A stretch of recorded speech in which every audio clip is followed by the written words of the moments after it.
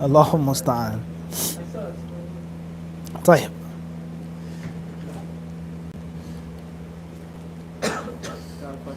طيب. بسم الله الرحمن الرحيم. الحمد لله رب العالمين والصلاة والسلام على رسول الله وعلى آله وصحبه أجمعين. أما بعد. With Allah's all strength. Tonight, inshallah, we'll introduce Hilyat Talib al-Ilm, which is no stranger to danger. It's not a weird or foreign book. Alhamdulillah, we've explained the mukhtasar of the book when we were in the United Kingdom. So this is the original version, and this is definitely one of the important books, and one of the beneficial books, helpful and useful books of the modern age with regards to the professional, systematic lifestyle and culture of seeking knowledge. The professional and systematic lifestyle of seeking ilm.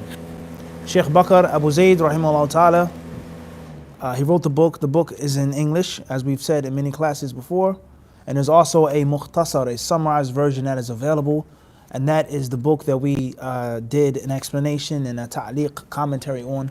We were in Birmingham. So that's the book, Hilyat Talib al-Ilm, a definite book that you a definite work that you want to consider having in your library and reading and benefiting therefrom. And alhamdulillah, there are several scholars who have done commentary on the book. Wallahu ta'ala alam. Tayyib. First question is a question I got here. Is from MK from Philadelphia, PA. Assalamu alaikum wa rahmatullahi wa barakatuh. May Allah bless you and your family. Allahumma ameen.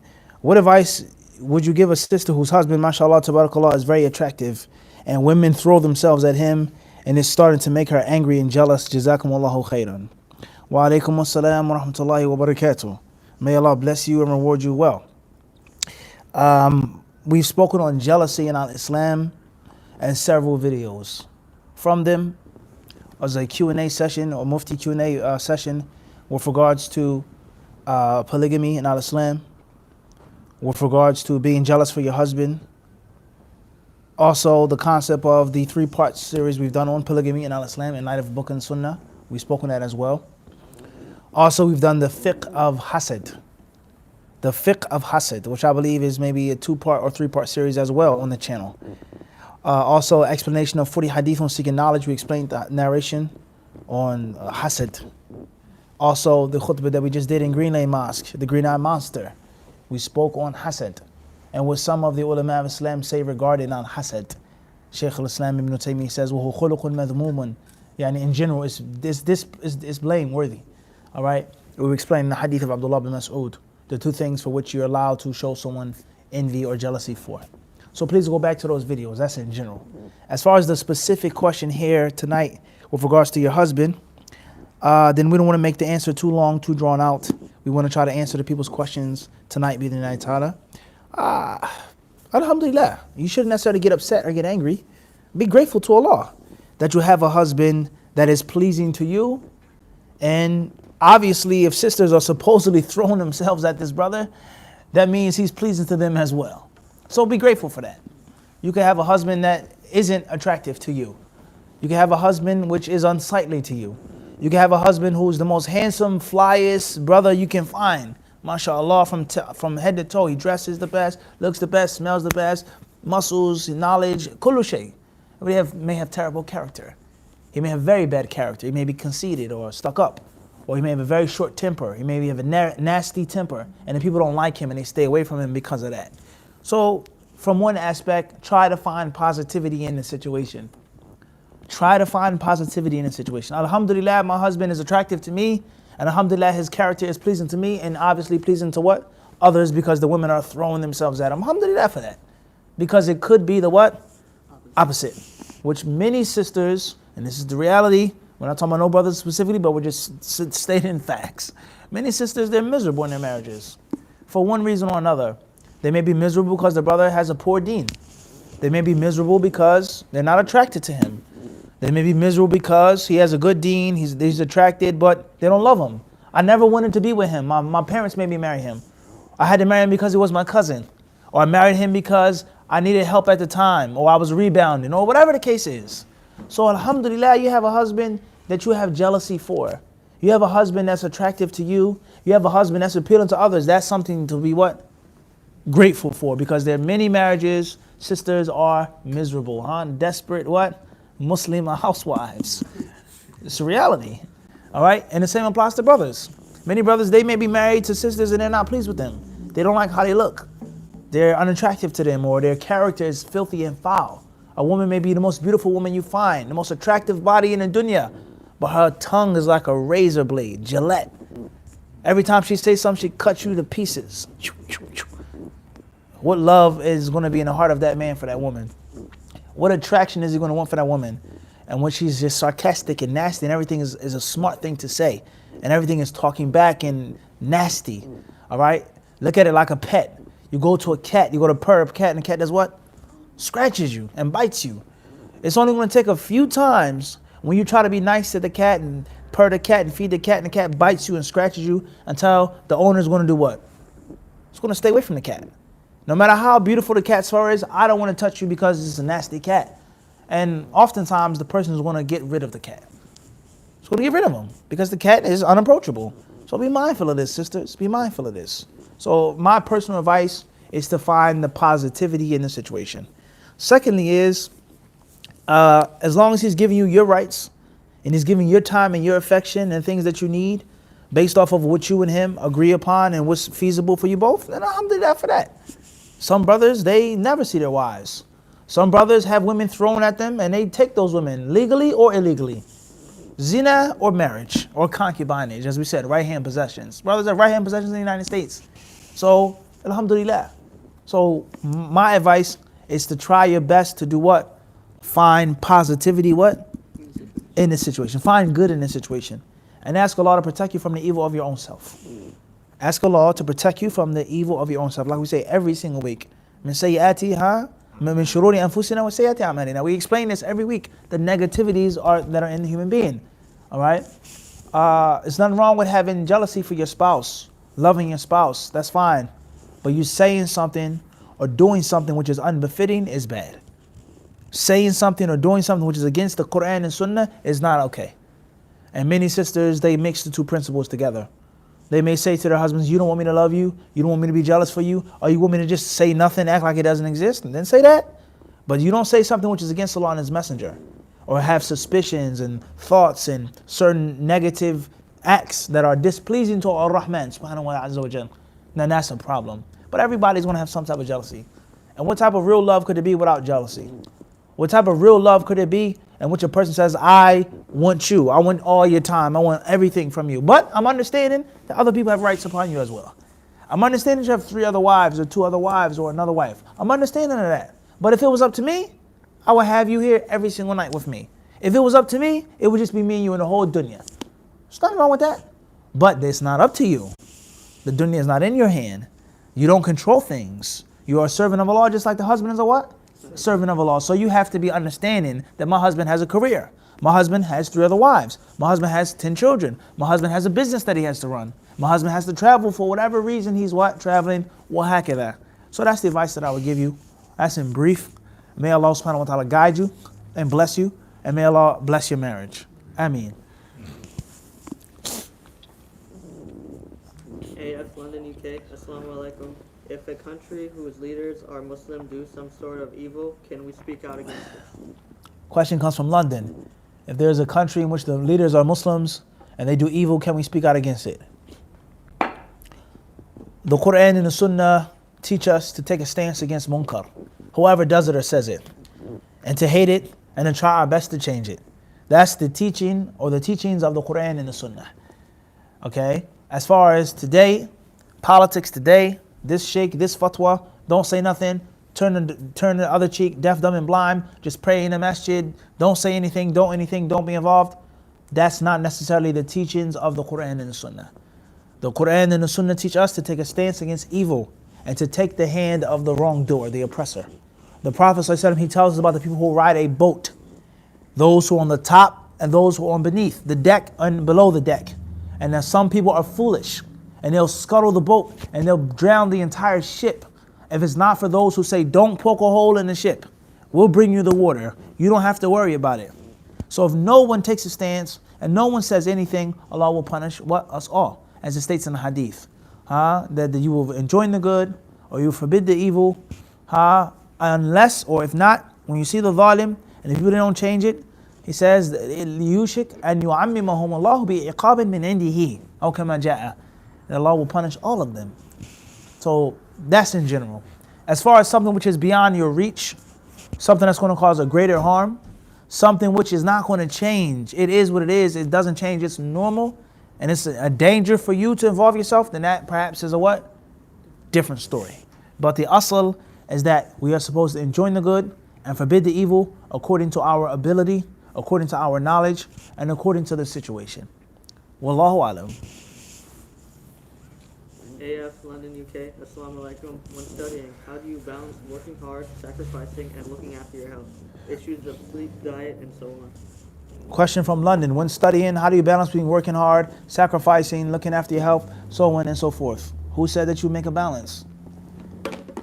Who said that? Who said that you don't sacrifice your health for your studies? Most professional sport players that are great, most of them suffered what? Injuries. That's a part of the sport. You sign up for it. You do what? Now I'm not saying killing yourself, and I'm not saying waste your body that Allah has given you, but I'm saying you gotta sacrifice. If you don't want to get hurt and get some injury, then you shouldn't be playing sports. So seeking ilm and taking it to the next level and being dedicated, you have to give up something. That thing may be your time, that thing may be a relationship for a person, that thing may be money, or that thing may be some issues that you may have. Alhamdulillah, and I'm not saying it's bragging, but I'm just saying this to prove a tangible example. There are many battle scars that I have from going overseas. Many problems and issues that I have to this day that never bounce back from my health. But if I sit down and complain about it, why is my stomach like this? Why is my head like that? Why is like this? Why when I travel? But do you complain, Mufti, when you recite the Quran? Do you complain when the people say, MashaAllah, Shaykh, ilm? Do you complain about that? You don't, right? You take that and all of the benefits and the fringe benefits that comes from that. So don't complain about the cost and the price for that. So that's the point I'm trying to get to, is that you don't destroy yourself, you don't kill yourself, but you can't be worrying about every single thing in life. Being a real strong student of knowledge and pushing your talent to the what? No doubt. There's going to have to come a price that you pay. All right? Now, we're not saying go extreme and go crazy, but you have to what? You have to give up something. And if you just the sheer question itself is problematic, worrying about it. If you have talent and you want to be a serious full-time student of knowledge, study. That's it. It's just that simple. Push it, all the way you can. And then when you get somewhere, then you can start balancing and tuning and turning knobs. But in the beginning, you have to kick down the door. Wallahu alam. OA, Dortmund, Germany. Assalamu alaikum. In nearly all terms of use of Windows and computer programs, it is written that someone accepts the law of the country and in disputes goes to court. Is this kufr? Question comes from Dortmund, Germany. With regards to using Windows or other programs, there's a license agreement in which you agree to follow and to obey, or not follow, but obey and adhere to the laws of the land if there's a dispute in the court, etc. Is that kufr? At the end of the day, I would say there are many alternatives for software. And oftentimes, software is free.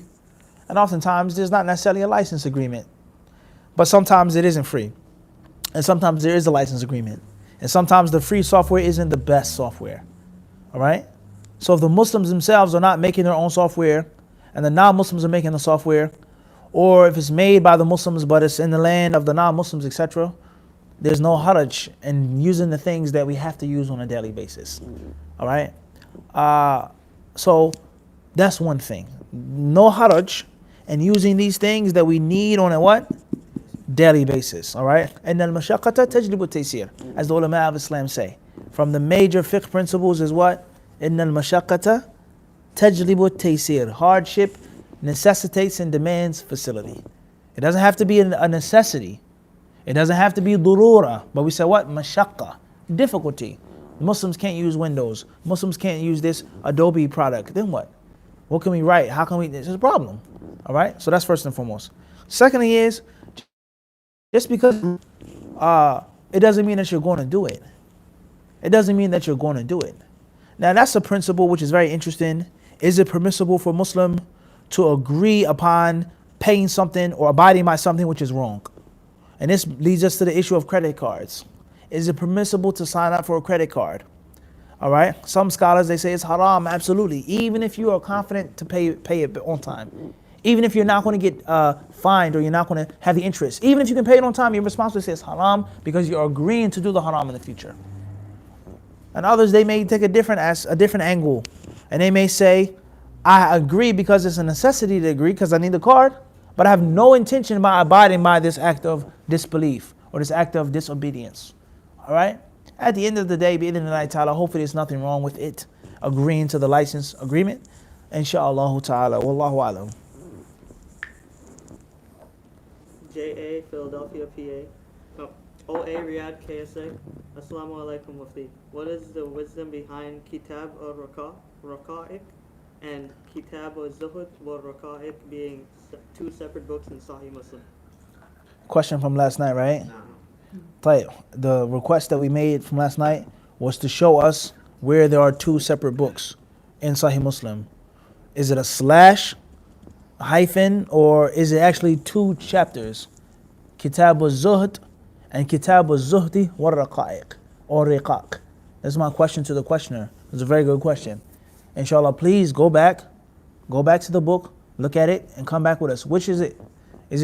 Are there two separate books in Sahih Muslim? Chapter 38 and then chapter 47, or is it one chapter with a what? Bidnillah. Jazakallah khairan. JA, Philadelphia, PA. Assalamu alaikum, Sheikh. What is the benefit of several words in the Quran meaning the same thing from a student who studies vocabulary perspective? Question from Philadelphia.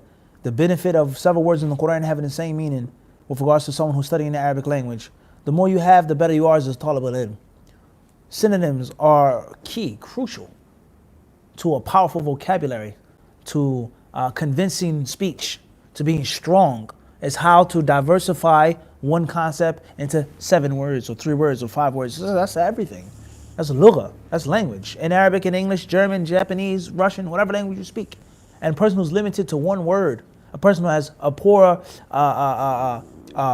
he has a bank account which is very slim, few synonyms, it's going to show in his speech, and his speech is not going to be the same. All right? So synonyms are power. Everyone understand this? And synonyms give you a different light. Let alone the fact that who said those words mean the same thing in the Quran? Who said that? Who said that? Did Allah tell you that? Or is this scholar saying this? Or this book? Or this lexicographer? Nah. Did Allah say that? So we have to be mindful of the Quran. You may think it's synonymous, but to Allah it's what? He knows the meaning. Just like many of the names of Allah Azza wa Jal. People think they're synonymous. People translate it's not the same thing. It's 2 different words. All right? Two different terms that are mentioned, okay? Okay? And this is one of the reasons why some of the ulama of Islam say it's haram, it's impermissible, and it's invalid to translate the Quran. The Quran cannot be translated. There is no equivalent for it in any other language. There is no word-for-word translation of the Quran. And some of them, they say that from the harms of this, because you may say, what do you mean you can't translate it? How is Islam supposed to spread? How many people became Muslim through English? They say one of the reasons behind it cannot be translated is that people use it and they propagate it and they use it to show that the Quran is miraculous, it cannot be imitated, so on and so forth, but they use the English or the French or the Latin. And then the non-Muslim comes and he does what? He criticizes the grammar of the Quran. He says it's choppy, it doesn't make sense, it's repetitive, and the words are the what? Same, not in Arabic. In English it's the same, yes. It's a redundant sentence in English, yes. It's supposed to be a period there. Wa huwa. Not in Arabic, ya akhi. So look at the wisdom of that fatwa. You can understand this? The Quran cannot be touched in Arabic. You translate it to another language, it's open for criticism. And when you look on YouTube, and look at people who talk about the Quran and talk about Islam and they make fun of these things, 9 out of 10 times those people do it in what? English. Look at a perfect example of the Wood fellow. What's his name? David Wood? Look at the momentum that he had. Every single video that you watch of this Wood guy, you'll see the same thing every video. First and foremost, he's never on the defense. He's never defending Christianity or his belief or his doctrines, but he's always attacking. And it's easy to make a video in which you're attacking someone. I can look like a tough guy attacking somebody. I can look like I know a lot by criticizing and critiquing. But now let someone critique and criticize me. See how you are on the ropes. See how strong your defense is. Can you counter punch on the ropes? But anybody can swing a punch, but can you take one? Secondly, if you notice about Wood or any other person like Wood, they never ever quote their sources in Arabic. Never, it's always English. And that means something. Either he doesn't know Arabic, and if you don't know the basic language of Islam, or Islam, however you want to say it, what can you say about it? Would you allow me to criticize Christianity and not speak no Latin? Could I criticize, even French? The scriptures and the different books from the ancient time in French, from the earliest Europeans to convert to Christianity were to what? Were French. And others as well. Can I criticize the Judaic faith? And I have no Hebrew, no Yiddish?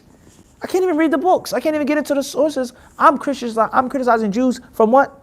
English. Which could be done, but it's not going to be thorough, and it's going to lead to problems. It's going to lead to what problems? Because I'm depending on a translator. I'm at the mercy of a translator.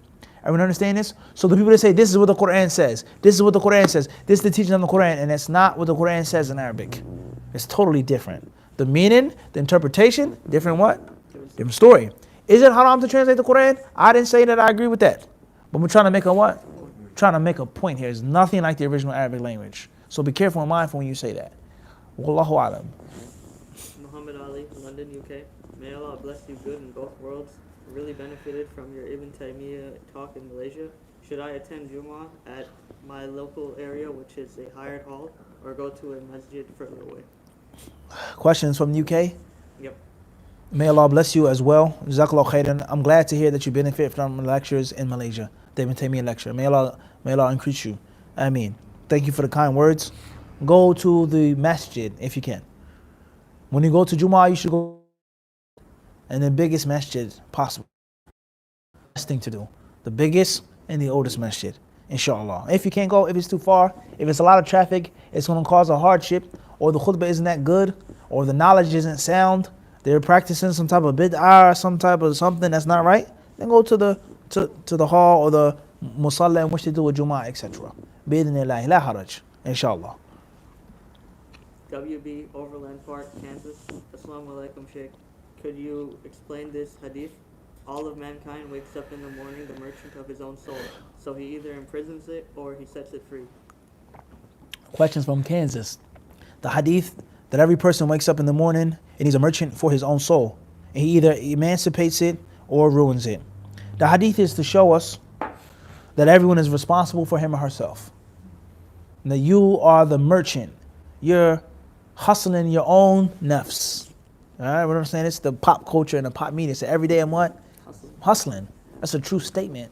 But not for money and not for diamonds and this and for that. But you're hustling to save your neck from the hellfire. It is your job to go out and to sell and promote and propagate and make as much money as you can for your own nafs. And that money is the hasanat, the bank of hasanat. And it's your job, as any shrewd or savvy businessman, is to protect yourself from loss. Protect yourself from what? From loss. So we look at the modern world today, and you look at the different products that we have and the foods and the drinks that we have. You read the ingredients on the back of a bag of crackers or a loaf of bread. And you say, how in the world are the ingredients a paragraph long? 2-3 paragraphs for a bag of chips. What is inside of this? It's supposed to be potatoes. It's supposed to be bread, flour, water, salt. Simple. Cake, margarine, some eggs, some sugar. It's supposed to be simple, right? Apple pie. When you make an apple pie at home, what are the ingredients that you need? You're going to need flour. Obviously, it's going to include your dough, your yeast, some cinnamon, some sugar, some eggs, some water, and some fresh apples, right? Simple ingredients. But go to the store and buy apple pie. Go buy a commercial apple pie. See how long the list of ingredients are. Why is it like that? It's a reason why. Sometimes it pertains to the appearance of the product because it's an industry and you're a consumer. Or sometimes the ingredients are so long and so abundant because of preservation. We want it to last longer than the normal apple pie would last. All right? And sometimes, and this is my point, is that the ingredients are so abundant is because the people who make and sell that cake or that pie, they're doing what? They're minimizing and they're cutting and they're slicing their cost of production. So what's the big deal whether we use bone marrow from a pig or whether we use actual cinnamon? What's the difference? Why are you being so cheap? You save 10 cents a pie, but we're making 1,000 pies, 1,000,000 pies a year. That's a big chunk of money, and it doesn't make sense to you. You don't seem like it. You don't see like it's a big thing, but to a businessman who's shrewd and savvy, there is no such thing as unnecessary loss. Why lose money? Why not maximize the production? What's the point of losing money? Everyone understand this? So you have to take this attitude of your nafs. No sin is okay. No act of disobedience is okay. No loss of hasanat is what? Acceptable. Make as much money as you can and minimize your loss, minimize the cost of production. That's the mentality of the Muslim. Every morning that you wake up, save myself from the hellfire and inshallah, try to find my way into Jannah. Reap up as many good deeds as I possibly can and avoid as many bad and negative things as I possibly what?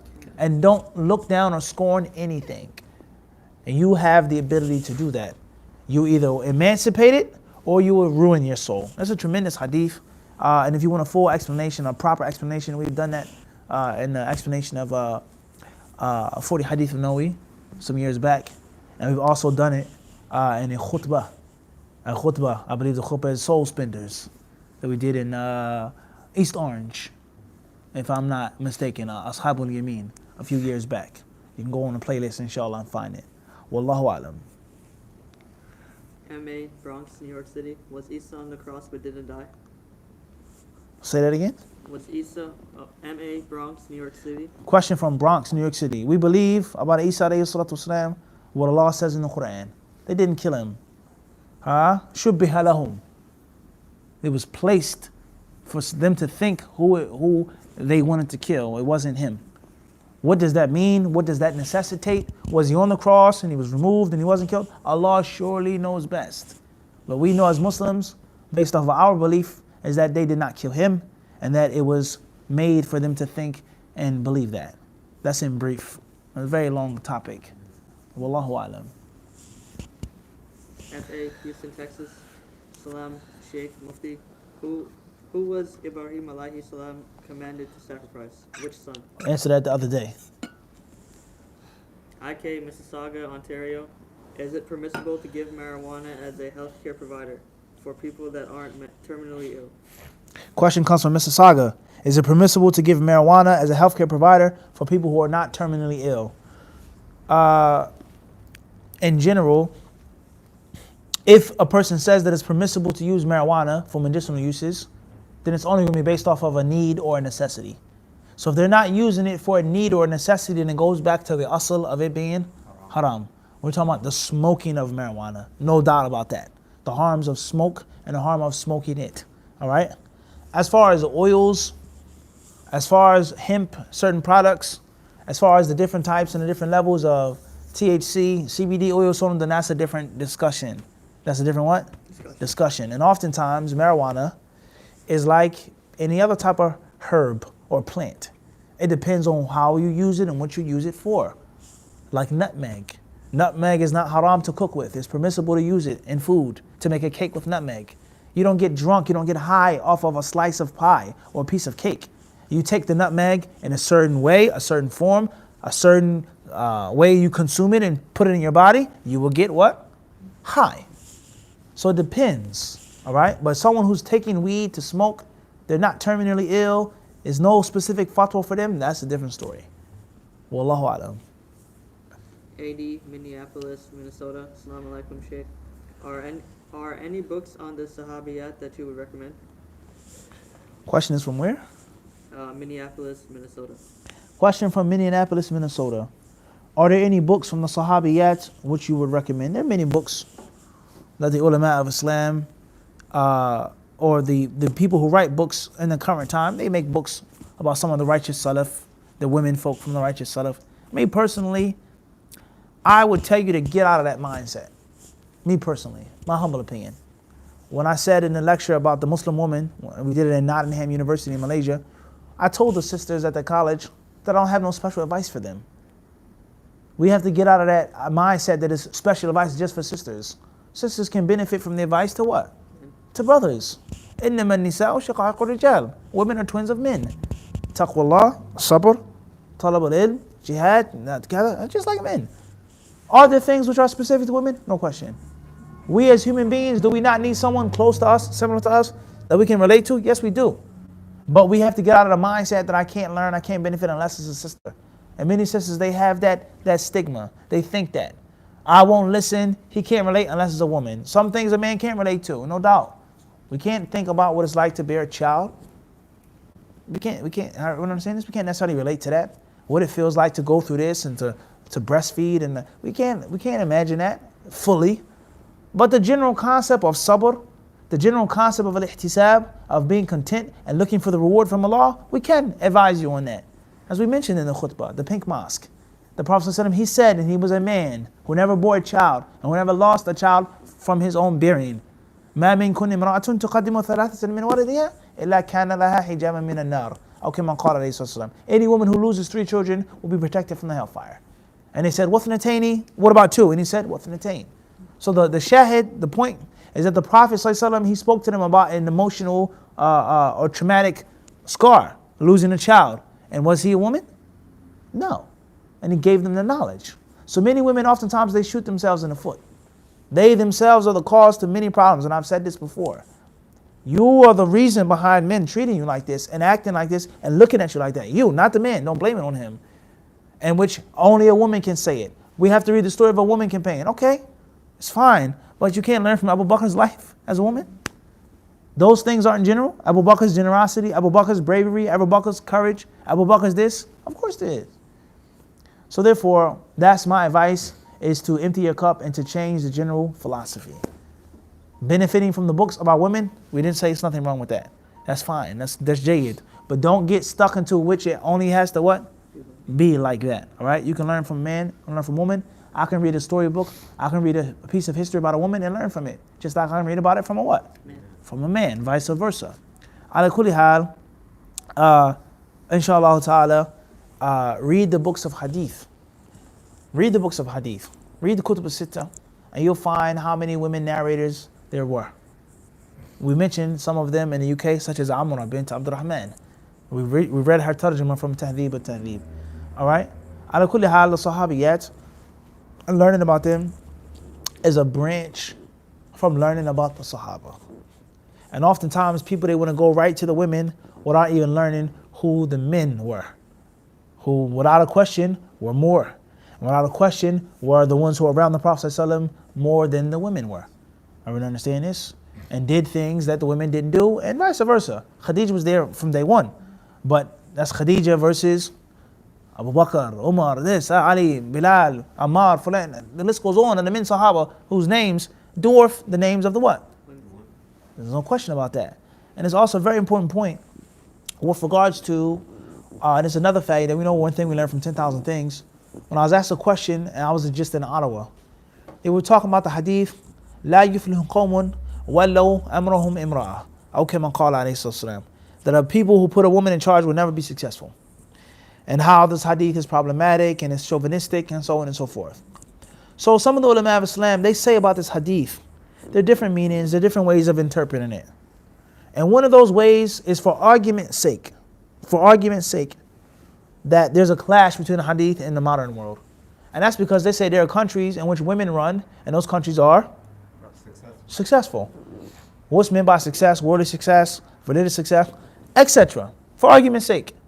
Some of the ulama who explain this hadith, they say that if you read the books of history, the successful women leaders, the successful generals, the successful queens, which did exist, are of no comparison to the what? And that is a reality that you cannot what? You can't reject that. If I ask you right now, mention the name of this conqueror, of this great person, of this strategist, of this tactician, of this king, who's the first person you would think of? Fulan and Fulan and Fulan and Fulan. Tell me a woman. You mention a few. Maybe you say Cleopatra. Or you say the Queen of England. You will mention a few scattered examples, but it's not going to be nothing like what? No question about that. So for argument's sake, all right, for argument's sake. So the point is read about the Sahaba in general, read about the lives of the Sahaba al-Kiram in general, and bidin that's how you're going to come across those righteous women as well. Wallahu alam.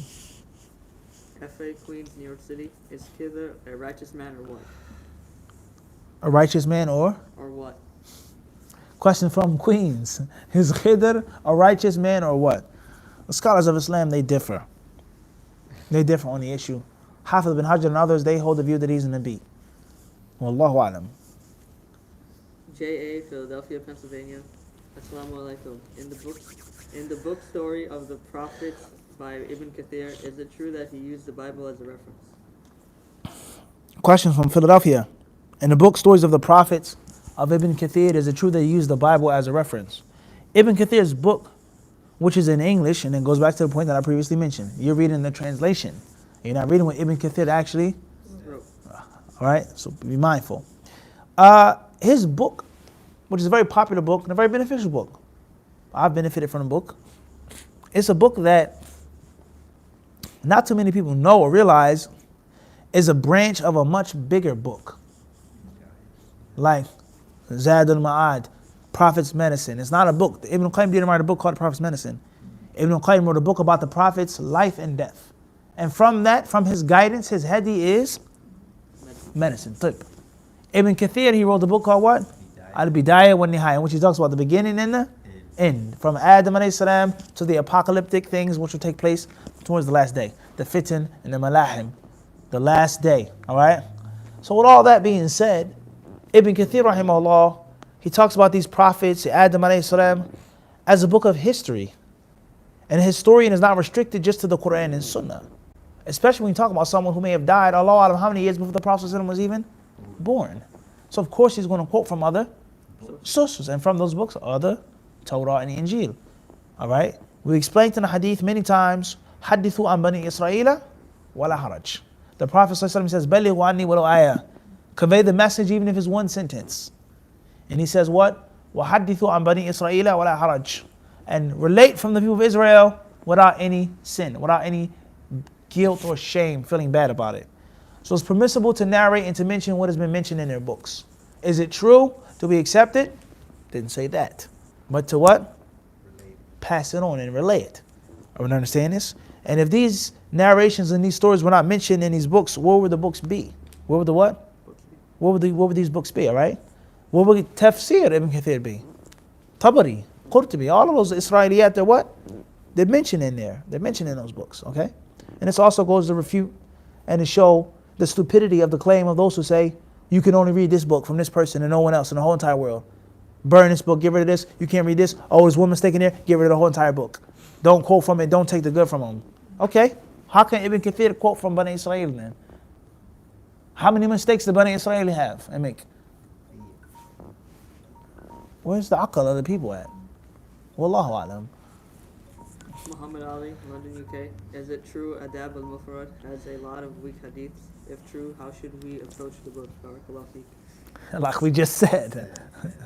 Question from the UK. Is it true that Adab al-Mufrad has a lot of weak hadiths in it? How do we deal with it? So on and so forth. Jazakallah khairan, akhi or ukhti, brother or sister. At the end of the day, we've explained in brief and with some detail the proper stance regarding weak hadiths. And the proper stance regarding the book which has some issues in it. We've explained this.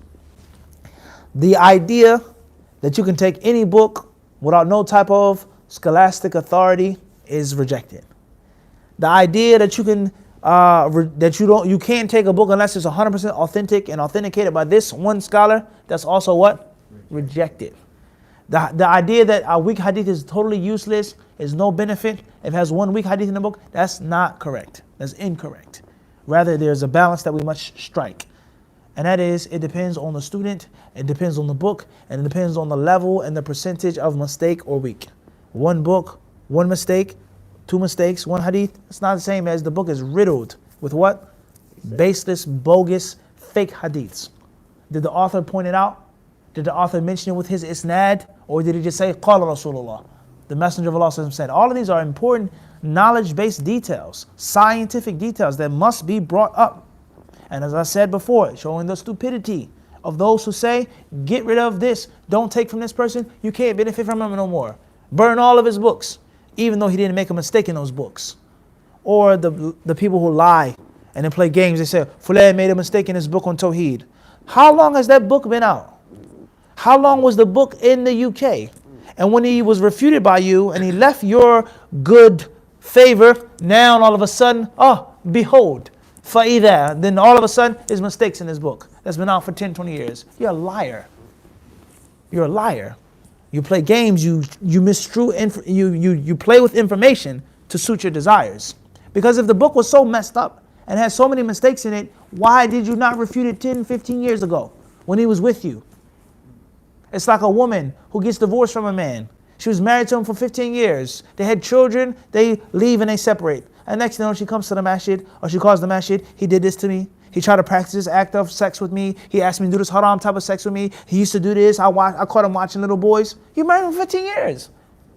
You had all of those children. You traveled the world together. You were the happiest woman on earth. Now all of a sudden, he's the worst filthy person in the world. Can't have that. That's not true. And you're only trying to make a smear campaign because what? He's no longer with you. So we have to be mindful of this. We have to be mindful of this, okay? So the concept of you can't benefit from a book because there's a weak hadith in it or something's wrong with it is not scientific. But there has to be detail. What is the book first and foremost? What is the subject of the book? Is it a need for the book, or is it something that the people don't need? Secondly, who is the author? Is he a scholar, someone of ilm, or someone of ignorance? Who's the person reading the book? Who's the intended audience of the book? What's the level of the mistake? All of these things have to be taken into consideration when we say take from a book or what? Don't take from a book. And we've established this many times before. Ignorant people hate to think. They don't like thinking.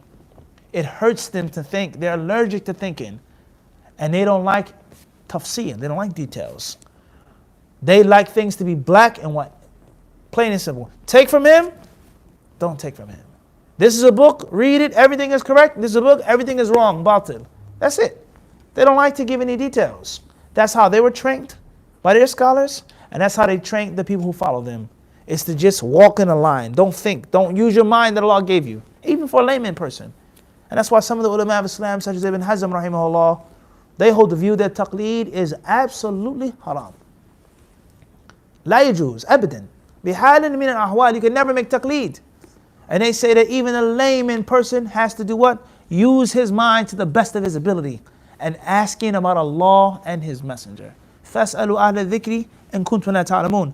Ask those people of dhikr if you don't know about the dhikr, about the bayinat and the zubur. Don't ask them about their opinions and their views. Ask them about what Allah has mandated. So they say that a layman person cannot blind follow, and he has to think and try his best. Everyone understand this? And from thinking and trying your best is asking someone that you trust. And the only reason why you trust them is because of what's apparent. Person is knowledgeable, clearly learn it. Person is righteous, bi'idhnillah. The person has studied, bi'idhnillah. He has a clean history, so I want to ask him. But not just follow your desires, all right? So the point is that this concept of don't take from this book absolutely, take from this book absolutely, it's not right. But it has to be what? It has to be tafsir, it has to be a detailed description. So Al-Adab al-Mufrad is a book by a great scholar of Islam, one of the greatest scholars of Islam, Imam al-Bukhari. And it is a book like other books of hadith in which the authors did not stipulate authenticity. It's a book like many other books of hadith, rather most books of hadith. Most books of hadith, the authors did not stipulate authenticity. And they give you what they chose to give you. And they've protected themselves by giving you the isnad. But in English, do we have the isnad? You see the problem again? That's not the book that Imam al-Bukhari what? Wrote. Imam al-Bukhari says, Haddathana, akhbarana. He frees himself from it. This is my chain. You figure it out, oh student of knowledge. And he didn't necessarily write the book for every layman person walking around in the UK or America. Everyone understand the point? From one thing you learn what? 10,000 other things. Are we clear on this? Moving forward. Imam al-Bukhari rahimahullah ta'ala, he does not stipulate authenticity in that book. And there's nothing wrong with benefiting from that book, the summarized version or the original version. There's nothing wrong with reading it. And if you say it's haram or you can't benefit it because it's weak hadiths, then the same applies to Sunnah Abi Dawood and Tirmidhi and Nasa'i, Ibn Majah, Musnad Ahmad, and even one may say Muwatta Malik, Bulugh al-Maram, Ahkam, even there's hadiths that have been criticized. Riyadh al-Salihin, and where do you stop? So that concept of the hadith has da'if, the book has da'if hadiths is totally useless. It's not right. But it depends on what type of hadith it is, how many they are, and most importantly, who's what? Reading it. And what is the book on? Is it on ahkam? Is it on aqidah? Is it on adab? Is it on tafsir? Everyone understand this? So there's nothing wrong with that adab al-mufrad of Imam al-Bukhari. Nothing wrong with reading it. If you want a book in which you can say and feel and believe that it's all authentic on adab, then as we have said, read Sahih al-Bukhari, and which he has Kitab al-Adab. Here's a book on manners. And you don't have to worry about adab al-mufrad. Shaykh al-Albani said this, Fulan said that, this is the Sahih version, and this is the Da'if version. You don't have to worry about that. Wallahu a'lam. UK, Durham, North Carolina. Initials UK, Durham, North Carolina. Assalamu alaikum, Shaykh. May Allah bless you. Please help me with my question, inshallah. What's the ruling on a mother disowning her child because of arrogance and disobedience? Jazakallah khair. Wa alaikum assalam wa rahmatullahi wa barakatuh. May Allah bless you. Question from North Carolina, right? Disowning your child because they're arrogant and they're disobedient, so on and so forth. Don't disown your child. Chastise them, discipline them, punish them, speak to them, try to go to them, do whatever you can of the fiqh of parenting. Don't disown your child unless it's an absolute must. Disobedience, don't you disobey Allah? Allah still provides for you. That doesn't mean that you don't chastise your child. It doesn't mean you don't discipline your child. It doesn't mean that you don't make tarbiyah of your children, all right? But disowning someone, disowning a Muslim, disowning someone who's your flesh and your blood is not a simple, small thing. And it's a major sin, qatiyatul rahim. It's to sever the ties of kin is a major sin in Islam, as we all know. So therefore, don't disown your child. Try your best to fix the situation and try your best to prevent the situation. Maybe Allah is punishing you. Maybe when you were younger, this is how you behaved. Maybe it's a sin that you didn't make tawbah to Allah for. Think about it. All right? Al-Muhim, try to handle the situation in the proper way and don't even think or talk about disowning someone unless it's a necessity.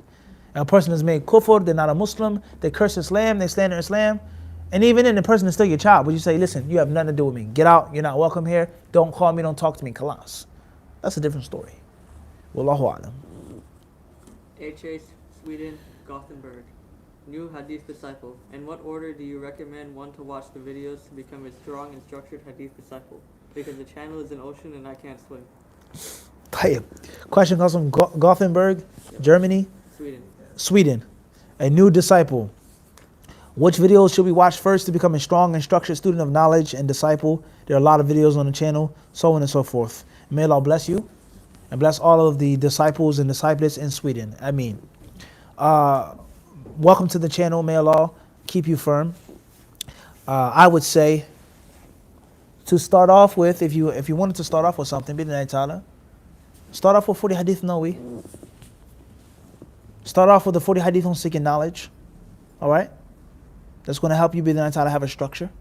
Inshallah ta'ala. Once you go through those videos and you watch them a few times and you take the many benefits and the structure and the usul and the qawa'id of 40 hadith, come back to us and we'll send you on another playlist. Bi'idhnillahi ta'ala. And Allah knows best. Last but not least, is that hadith disciple is not necessarily meant for you to do away with other channels. And then you can't watch no other videos and you can't read other books. Doesn't mean that. But one of the main purposes of hadith disciple is to brainwash you. To clean away the filth and the sediment. To wash it. Empty the cup. And to open up your eyes for you to do what? See how to properly study now. I learned the philosophy from Hadith Disciple, and then I go to another brother's channel and he has this structured class. But now I know how to do it now better. I know I don't need this video, take this, do this, and learn it like that. Repeat it 30 times. He said just read it twice. But I learned on Hadith Disciple do what? 30 times. Everyone understand this? So it's a very important concept of Hadith Disciple, is that it's not always about the specific content, but it's about the philosophy, the mindset, how to think like a talib al-ilm, how to think critically. All right? If you take, alhamdulillah, and it's not bragging, but if you take the techniques that we use in the explanations of the hadiths, you can use that what? Anywhere. You can read any book of hadith. You can listen to any lecture. You can listen to any audio book and do what? Systematically deduce it and break it down. Let alone the videos in which we do teach you structured things and do teach mutun and finish books from cover to what? Cover. But that's not the main purpose. The main purpose is the what? The aqliyah. That's the thing that's going to be internal. That's the thing which the younger brothers, inshallah, they carry on the next generation. And then they'll come behind and say, Muhammad Munir, he made these mistakes on his channel. May Allah forgive him. We're not making those mistakes. But he was our teacher to teach us what? Disciplism. Or he didn't live long enough to cover this book. Now we're going to what? Cover it. Or this is uncharted ground that he didn't get to. We're going to do what? Get to it. But he taught us the what? Everyone understand this? And this is extremely important in life. Take for example Genghis Khan. Did he conquer the entire world? No, he didn't. He conquered a lot, but he didn't conquer the entire world. And his grandson, Kublai Khan, conquered more than he did. And he branched off more than he branched off. And he did many things that his grandfather probably couldn't imagine and think of. But whose philosophy did he have? Who sparked off the way that he thought and launched his military campaigns? Was who? Genghis. You understand this? It wasn't Genghis's job to do what? To do every single thing for Kublai. It was his job to what? Impregnate his mind with the proper way of looking at it. And then he does what? The rest. Everyone understand this concept here? I hope you guys can understand the words that I'm mentioning. Wallahu alam. SM, Toronto, Canada. Assalamu alaikum, Sheikh. May Allah protect you. How do you deal with Islam is in my heart people? The question is from where again? Toronto, Canada. Toronto, Canada. How do you deal with Islam is in my heart people? You don't deal with them. Agree with them. Don't fight them. Don't deal with them. If someone says Islam is in my heart, I say, I agree. It's in your heart. Inshallah, hopefully it's in mine too. But at the same time, I'm your brother and I have to give you advice. You can't smoke cigarettes. You can't dress like this. You can't listen to this. You can't work at this bank. So give me advice. Likewise, no doubt. Islam, the Iman is where?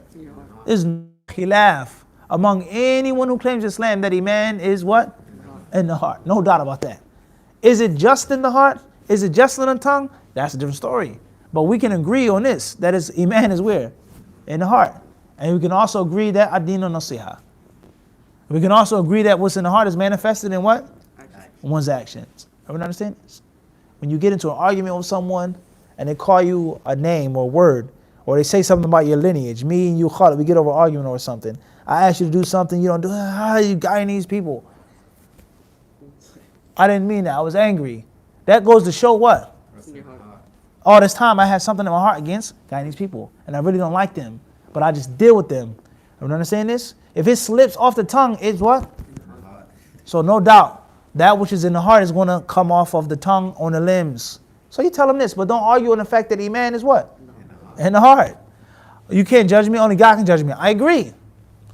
Alaysa Allahu bi ahkamin hakimin. Allah is the best and the wisest of judges. I don't differ on that. Allah is the judge. But I'm also going to give you advice. And I'm also telling you that Allah said that that's impermissible. Why could that? So you have to sidestep the people. You have to spin them around and appear behind them. They're still looking in front and you tap them on the shoulder. Hey, I'm behind you. Everyone understand this concept? Someone lunges at you and you do what? You're so fast, so quick, you're behind them. You tap them and say, hey, were you trying to stab me with that knife? Sorry, I'm behind you now. Use wisdom, use smarts against people. They're looking for you to reject what they say. They're looking for you to say, oh, what do you mean Iman is not in my heart? I agree, Iman is in your heart, but it's also on the limbs too. Well, how could everyone understand this? You guys get this, these teachings? Wallahu alam. LK, Mississauga, Ontario. Can non-Muslim women see my hair at a women's only gym? Question is from Mississauga. The time, unfortunately, has been violated. You Guyanese people. Guyanese time. La, I didn't say that. I said people. 3 minutes? 3 minutes is good, inshallah. Jazakallahu khairan. Can a non-Muslim woman see my hair at a woman's gym? It's best not to show them your hair. That's the best thing to do. The safest thing to do is not to allow them to see your hair. Is it haram? Do you have to cover in front of them? It depends on how you understand and interpret that verse from Surah An-Nur. All right? And the ulama have a very long discussion regarding that. Allahu alam. Al-Muhim, cover your hair, you can't lose.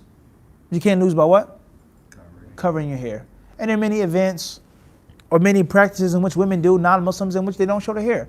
A shower cap for swimming or whatever. You don't have to cover. Why do you have to show your hair? Cover your hair. It's not going to kill you. Is it haram? I won't necessarily say that. Wallahu alam. UA, Toronto, Canada.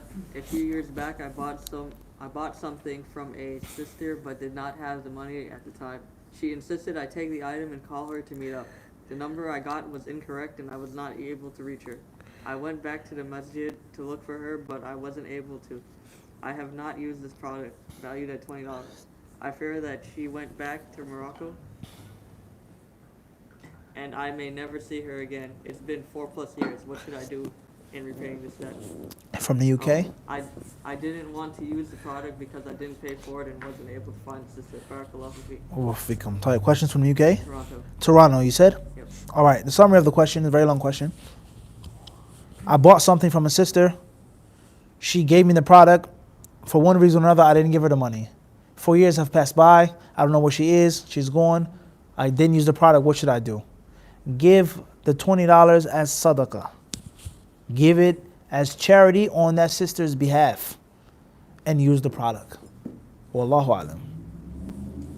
JF, Boston, Massachusetts. Assalamu alaikum mufti. I'm 15 and I don't live near a masjid, and I want to seek knowledge.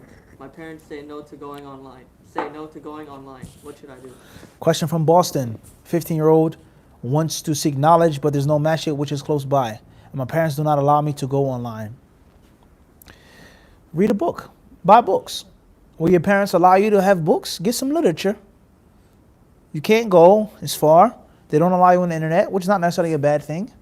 Get the literature, inshallah ta'ala. Ask your father, Abby, can you order me this book? Or Abby, can I go to the bookstore? Can you take me to the bookstore? Why can I? Go to a conference. Go to the local bookstore. If it's not one in Boston, you'll find one somehow, some way. And buy the books and study in your house, b'idhnillahi ta'ala. Get the recordings, inshallah. Or ask your father to download the stuff from online. Several ways, huh? It's more than a way of what? Skinning a cat. It's more than a way to skin a cat.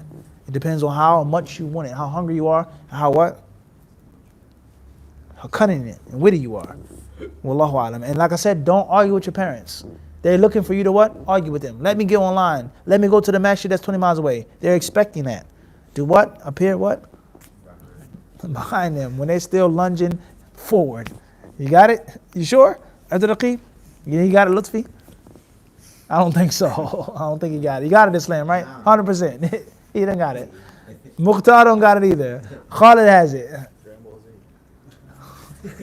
Fuck, next question. MZ, New York, New York. Is the Prophet ﷺ alive in his grave? Question is from New York, New York. Is the Prophet of Islam alive in his grave? Tayyip. Hopefully the question is asked and answered with an empty cup. What do you mean by alive? Did the Prophet ﷺ never died in the dunya and he's alive in his grave? No. Evident. The Prophet ﷺ died in his grave. He died in this world. He left the hayat dunya. But now he's alive in the grave, meaning that there's life in the grave. There is a barzakh. There's punishment. There's reward. People feel and maybe hear certain things. The Prophet has khasa'is, special things that Allah gave to him in his grave. If that's what you mean, then that's a what? Totally different story. So it depends on what you mean. And most importantly, what do you want out of the question? It's not wrong with asking a question, but we're talking about the history behind the question, even if that's not the questioner's intention. Like I said about the full cup. I can go to the Prophet's grave and make dua to him because he's alive. He's not dead. And I'm not making shirk. I'm not calling upon the dead people. I'm calling upon someone who is alive. If that's what you mean, no. Whether he's alive or not, you can't do that. So it depends on what you mean. There is life in the qabr, no question about that. There's life in the grave. And people experience things in their what? In their grave. And the Prophet ﷺ, what can we imagine of his reward with Allah Azza wa Jal? What he has done, the rewards that he gets. Okay? The Prophet ﷺ, he tells us about when the people give salams upon him, it's sent to him. إِلَّا رَدَّ اللَّهُ عَلَيَّ رُوحِي. The narration says that Allah sends back my spirit. Does that mean that the Prophet is always alive so we can call upon him? No. But there is life in the grave. There's no doubt about that. There's what? There's no question about that. Alayhi salatu wassalam. FA, Belgium, East Flanders. Assalamu alaikum, Sheikh Mufti. I was thinking of doing hijrah due to the discrimination and difficulties we face here. I think I can realistically do so. A well-respected old sheikh here told me I shouldn't, and that Allah decreed for us to be here for a reason, to give dawah. Any opinion on this? As far as I see, everyone who could leave left.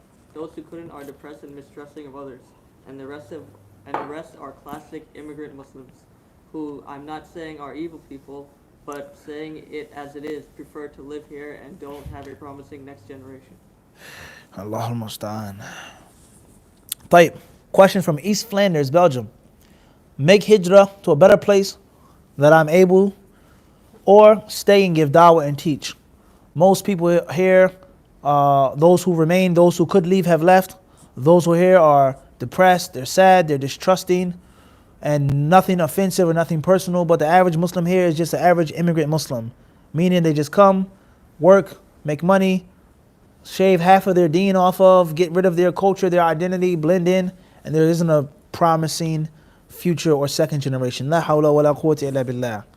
A very sad thing to say, and perhaps a very true thing to say about many countries with regards to Muslims who leave a country and they go to another Western country, and what remains for the next generation.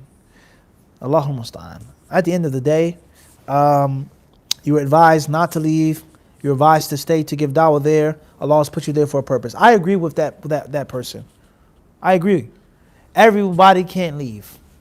Everyone can't have a simple, peachy, comfortable life living in Kuwait or Dubai or Saudi, working, teaching English, sending their children to the tahfidh, driving a big SUV, making tax-free money, making the hijrah, whatever. Everyone can't do that.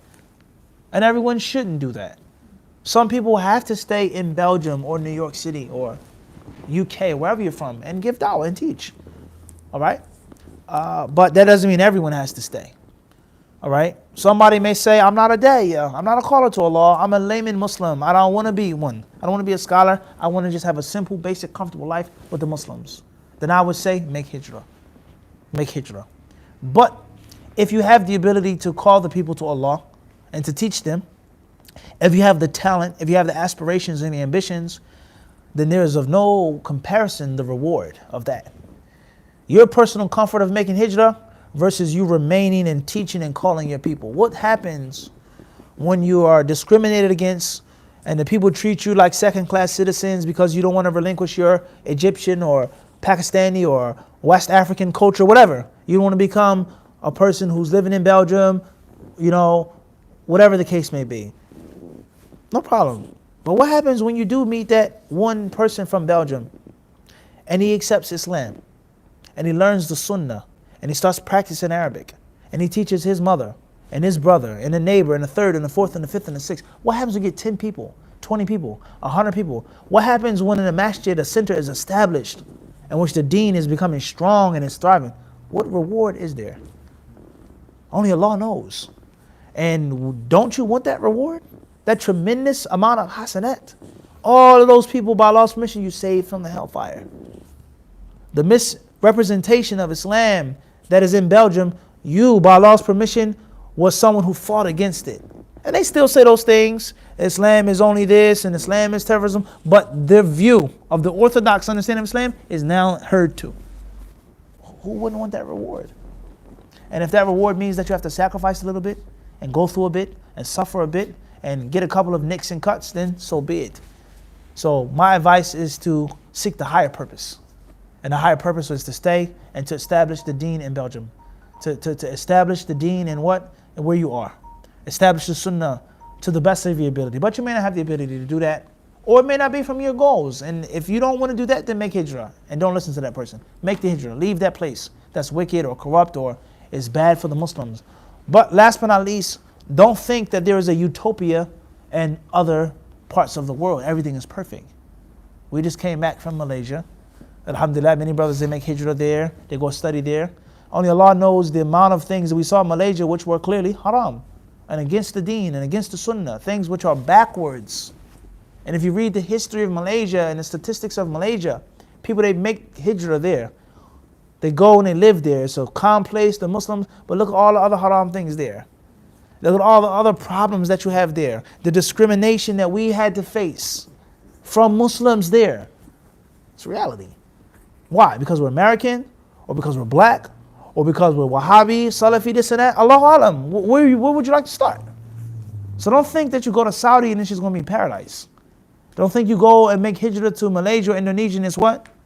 Paradise. There's always going to be a struggle. There's always going to be discrimination for one reason or another. You've made hijrah to this land, but you are not from Indonesia. And you'll never be. And we'll never accept you as one. It's reality, right or wrong. You're not British. You're not this. You're American. You're Kether. You're Kether. It's always going to be discrimination.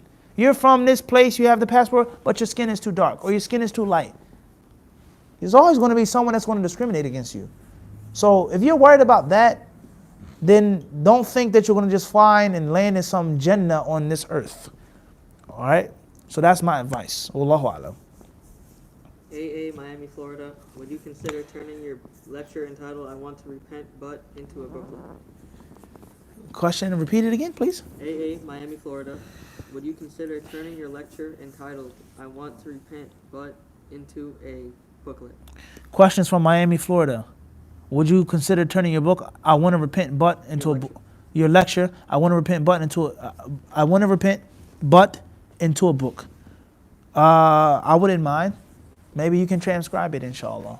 Transcribe the lecture, email us the file, let us look at it, let us fix it, and bi'idhnillah, liyakun, let it be.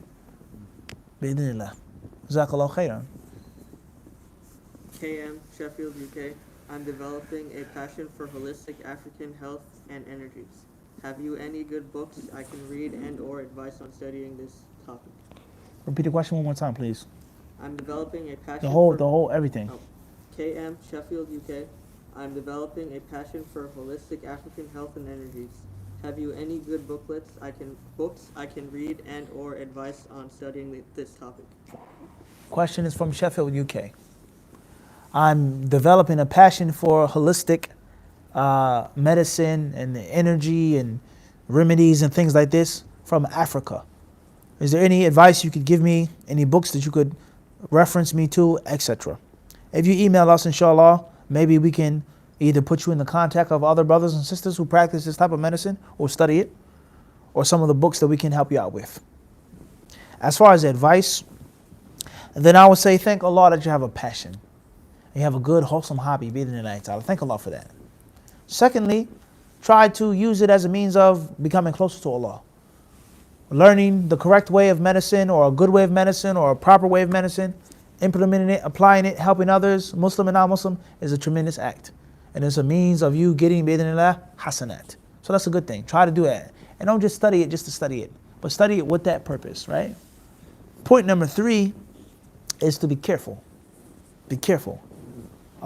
Any type of medicine that you're studying, holistic or any other type of medicine, Africa, China, whatever, be careful. And oftentimes when people they get into natural remedies or old remedies or ancient remedies and ancient medicine from different countries, oftentimes it involves shirk. Oftentimes it involves what? Superstition, magic, and sorcery. Be mindful of that. I'm not saying that all medicine that's holistic from this part of the world or from Africa is shirk. I'm not saying that. But oftentimes it what? It does. Just like martial arts and other arts as well. It's intertwined with what? Kufr and shirk, or dedication to ancestors. That's at worst, of course. At best, it involves certain things which may be haram. Certain products, certain antidotes, certain things from certain animals which is Islamically what? Incompliant. Everyone understand this? So be careful and make sure you have a good amount of ilm and fiqh, and make sure you have connection with someone that you can ask about if there's something that's doubtful. Everyone understand this? Last but not least is, bi'idhnillahi ta'ala, try your best to apply the principles of disciplism to this study of holistic medicine. Emptying the cup, going back to the source, taking the authentic information, so on and so forth. May Allah give you success. This will be our last question that we'll take tonight. AA, Miami, Florida. May Allah bless you and your team, dear Sheikh. could I get your opinion regarding growing dreads as a man? I'm inclined towards having them, but sometimes feel it's not the ideal Muslim look. Question from Miami. What is your opinion on growing dreads for a man? I'm inclined towards it, but I don't think it's the ideal Islamic appearance or Muslim appearance, etc. May Allah bless you and reward you. My personal opinion, I'm not saying this is the fatwa or the sharia or hadith or what the ulama say. My personal opinion, if you've asked, is not to grow dreads. Not to grow them. If you want to have plaits, or some people, they may say corn dreads, those little small twist type things like this, mumkin, maybe. It's not my hairstyle, but that means nothing, okay? People have different types of hair in this room. It means nothing, what I think. My personal opinion is not to grow dreads, in which they're long. Not to grow them. That's my personal opinion, and I have my reasons for saying that. Is it haram to grow dreads? Depends on what type of dreads you have. But something that I will say is that there are many things that are involved in surrounding this question. One of the first Mufti Q&A videos that we did was on taking out plaits when it's time to make ghusl. If you look at the channel on the website, Mufti Q&A. Making ghusl, does a woman have to remove her hair, her plaits, etc. And in that video and other videos as well, we've explained many misconceptions that people have regarding hairstyles. That you can't make wudu if you have plaits or dreads. You can't make a ghusl if your hair is plaited up. A woman has to remove her hair if she makes a ghusl of janaba, ghusl of hayd, etc. Many misconceptions and different views. But there lies no doubt there is a lot of full cupism regarding hair and appearance, no question. And there's a lot of racism as well. It's okay to have this hairstyle. It's acceptable to have that hairstyle. It's all right to have this hairdo, but not that hairdo, because that's only these people have it, or these type of people wear it. Or someone who knocks on your door and he has this hairstyle, oh, he's a criminal, or he's a robber, or he's a drug dealer, or he's a thug. This is real. But if I have my hair like this, or wavy like that, or puffed out like this, oh, welcome, how can I help you? People have been programmed. They've been trained, and that's full cupism. That's the concept of having a full cup. You judge someone just based off of their hairstyle. Now, am I going to sit here and say that appearances are not important? I'm not going to do that. And many people, they say that, and I don't agree with that. Appearances are important. And how you look and dress and present yourself means something. It does. It's been proven by psychology. It's been proven by history. It's been proven by what? Experiences with human beings. All right? There's no doubt about that. But only to look at the appearance. And to automatically have a negative feeling about someone because of appearance. And a positive feeling about someone else because of appearance. That's wrong. And that's inaccurate. That's wrong and that's inaccurate. So many times people, they say don't wear dreads. Dreads are haram. Maybe they are. So I can't wear dreads because dreads are haram. No problem. The Justin Bieber haircut.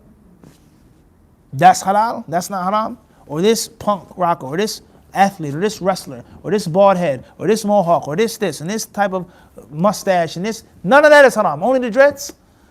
And oftentimes, it's because of the association of dreads with black people, or Jamaican people, or Rasta people, and that's racism. You can look like a white kafir, but not a what? Not a black kafir. This is a reality. And many people, they're scared to say this. And many people, they make this game. All right? We said the other day about Jimmy Neutron, right? Mukhtar's hair, mashallah. He had the moose, huh? Mashallah. Allahumma barak. Ricky Suave, whatever name you want to use, right? So many people, they'll say that's what? That's okay. How many people, what would they say if he walked in here with dreadlocks? What would they say, Abdul Raqib? What would they say? They would look at him, how would they look at him, Khalid? If he walked into, no, maybe we mention the name of the masjid, on Liberty Avenue. He walked to the masjid with his hair waved. A few people may look at him funny, but it'll be generally what? It'll be generally what? But let him walk in there with dreads down to wherever. How would they look at him? What would they say?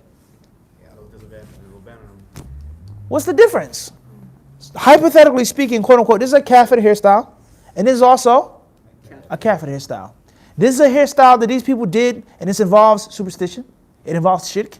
It involves that. But that Rastafarian Jamaican, oh no, that's automatically la. It's hypocritical. So you wear a hoodie. How do people look at you? We need to talk about this, the concept of a hoodie, and read and study the philosophy and the psychology behind a hoodie. You'll be shocked. You'll be shocked of what a hoodie does to people who wear it and people who look at it. So a hoodie, automatically a thug. You're evil. A business suit, this, that, sports, oh, it's okay. My son can dress like, he can wear the tight pants and the skinny pants and the gay type of stuff. That's all right. But he can't come with baggy jeans and a hat and a hoodie. No. It's hypocritical. And the same applies to what? Hairstyles. The same applies to what? Hairstyles. So be mindful of this. I had a brother once. I'm not going to mention his name. He was living in Saudi Arabia in Medina with me, and he grew his hair long.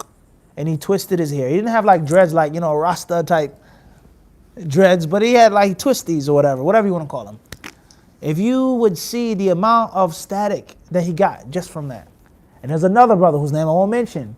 He was growing his hair long, like straight, wavy long. If you look at the amount of problems that he got from scholars, from teachers, from students, just for his hair. But these people walking down the street, their hairstyle, that's the Prophet's hairstyle? Did the Sahaba wear this? Did they dress like that? That's okay, that's acceptable, but not this hairstyle. Because it's surrounded around what? Racism. And it's surrounded around people having full cups when it comes to appearances. So if that's your reason, don't do it. Don't stay away from it because of other people. But I wouldn't advise you to do what? To have dreads. Wallahu alam. Jazakumullahu khairan. Sallallahu sallam wa barak.